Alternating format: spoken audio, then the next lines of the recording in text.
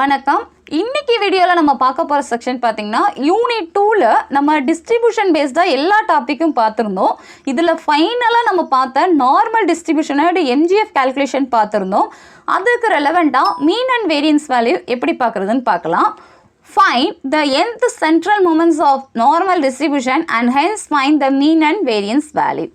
இந்த மாதிரி கொஸ்டின் கொடுக்குறாங்கன்னா இதில் எப்படி ஒர்க் அவுட் பண்ணுறதுன்னு பார்க்கலாம். ஆக்சுவலி இந்த டெரிவேட்டிவ் ரொம்ப ஈஸியான டெரிவேட்டிவ் தான். இதில் எப்படி கால்குலேஷன் போடுறதுங்கிறது பார்க்கலாம்.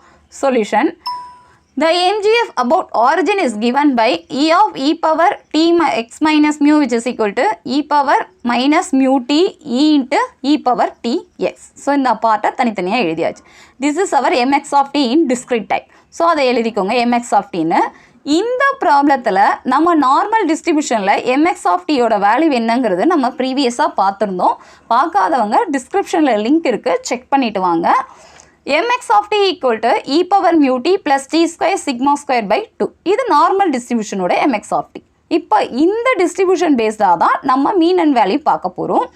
Therefore, e into e power t into x minus mu which is equal to e power minus mu t into இந்த பார்ட்டை சப்ஸ்டியூட் பண்ணுங்க. அப்போ e power mu t plus t square sigma square d by 2.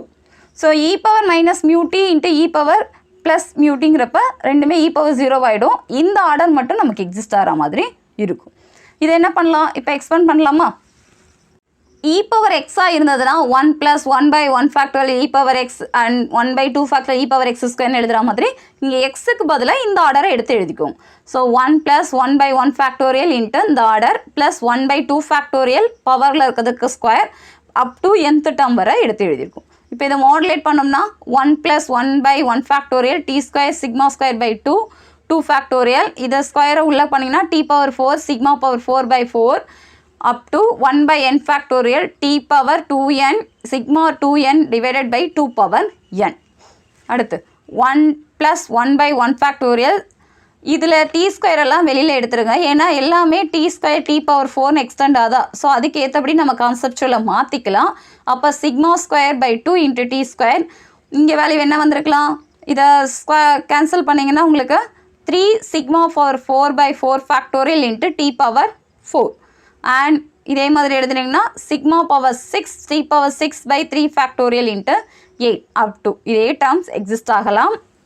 இங்கே 3ங்கிற ஆர்டராக நம்ம மாற்றிருக்கிறோம். இது ஏன் மாற்றணும்னா இப்போ 4 இங்கே 2 ஃபேக்டோரியலாக இருக்குது. ஸோ இப்போ இந்த இதை 4 ஃபேக்டோரியலாக மாற்றுறங்கிறப்ப 4 ஃபேக்டோரியல் வேல்யூ நமக்கு என்னென்னு தெரியும்? 4 ஃபேக்டோரியல்னால் 4 இன்ட்டு 3 இன்ட்டு 2 இன்ட்டு 1.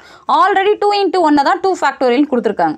4 இருக்குது. அப்போ 3ங்கிறப்ப இன்ட்டு 3 ஒரே டேர்மை நம்ம மல்டிப்ளை பண்ணிட்டு டிவைட் பண்ணால் நமக்கு கான்செப்ட் மாறாது. ஸோ இன்ட்டு 3 டிவைடட் பை 3ங்கிறப்ப 3 இன்ட்டு இந்த ஆர்டர் கீழே 4 இன்ட்டு 3 இன்ட்டு 2 ஃபேக்டரிங்கிறப்ப நம்ம 4 ஃபேக்டோரியலை மாற்றிக்கலாம்.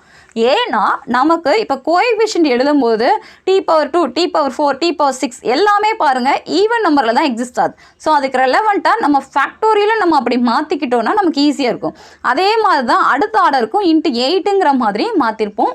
இங்கே செக் பண்ணி பார்த்துக்கலாம். அட்லீஸ்ட் ஒரு 3 ஆர்டர்ஸாவது நம்ம கரெக்டாக மாடுலேட் பண்ணணும்.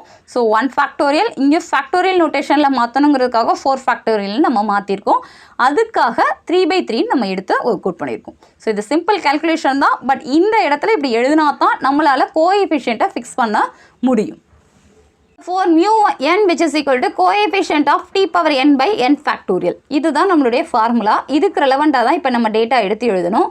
mu1 ஃபஸ்ட்டு மட்டும் பார்த்தீங்கன்னா coefficient of t power 1 by 1 factorial. First value கூட கோஎஃபிஷியன்ட் வேல்யூ பார்த்தீங்கன்னா இங்கே 0 1 தான் இருக்குது. ஸோ கோஎஃபிஷியன்ட்ங்கிறப்ப நம்மளுடைய வேல்யூ 0. செகண்ட் mu2ங்கிறப்ப coefficient of t square by 2 factorial. T square by 2 ஃபேக்டோரியல்ங்கிறப்ப நம்மளுடைய வேல்யூ என்ன இருக்குது? டி ஸ்கொயர் பை 2 ஃபேக்டோரியல்ங்கிறப்ப sigma square. This is our mu2 value. And mu3ங்கிறது coefficient of t power 3 by 3 factorial. இங்கே டி பவர் 3 எக்ஸிஸ்ட் ஆகலை. நமக்கு டேரெக்டாக டி பவர் 4 தான் நமக்கு ஸ்கொயர் பார்க்குறப்ப வந்திருக்கு. இந்த டெரிவேட்டிவில் sigma square t square and t power 4 தான் எக்ஸிஸ்ட் ஆகுது. பவர் 3க்கு மிட் வேல்யூ இல்லைங்கிறப்ப நம்மளுடைய கோஎஃபிஷியன்ட் வேல்யூ இந்த டாப்பிக்கில் 0.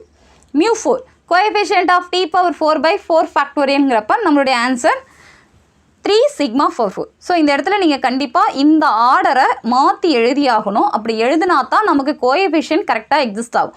ஸோ t power 4/4 ஃபேக்டோரியலோட வேல்யூ தான் நம்ம மியூ 4க்கு நம்ம கோட் பண்ணுற மாதிரி இருக்கும்.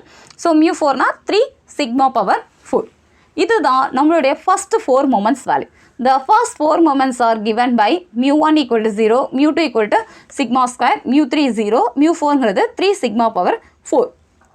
நமக்கு கொஸ்டினில் கேட்டிருக்குது மீன் அண்ட் வேரியன்ஸ் தான். ஸோ மீன் வேல்யூங்கிறப்ப mu1 வேல்யூ நம்ம எடுப்போம், அது 0. வேரியன்ஸ் வேல்யூங்கிறப்ப செகண்ட் mu2 வேல்யூ எடுப்பீங்க, அது sigma square. Hence in normal distribution MGF வேல்யூ, மீன் வேல்யூ, வேரியன்ஸ் வேல்யூலாம் செப்பரேட்டாக கோட் பண்ணிங்கன்னா ஃபைனல் ஆன்சர் வந்துடும். So MGF which is equal to e power mu t plus t square sigma square by 2.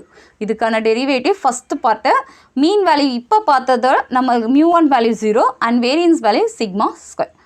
So இந்த question in case உங்களுக்கு எக்ஸாமில் கேட்குறாங்க அப்படின்னா MGF பார்க்க தெரிஞ்சுருந்துருக்கணும். MGFலேருந்து அதை எக்ஸ்டெண்ட் பண்ணுறோம். எக்ஸ்டென்ஷனில் நமக்கு கோஎஃபிஷியண்ட்டை மட்டும் கேதர் பண்ணாலே நமக்கு டேரெக்டாக வந்துடும். கேல்குலேஷன் ரொம்ப கஷ்டம் இல்லை. இந்த ஒரு பார்ட்டு மட்டும் நமக்கு t power 1/1 factorial, t square by 2 factorial up to இந்த ஆர்டரில் நமக்கு எழுத தெரிஞ்சுட்டா போதும். இந்த ப்ராப்ளம் ஈஸியாக முடிச்சிடலாம். நெக்ஸ்ட் டெரிவேட்டிவ் நெக்ஸ்ட் வீடியோவில் பார்க்கலாம். தேங்க்யூ.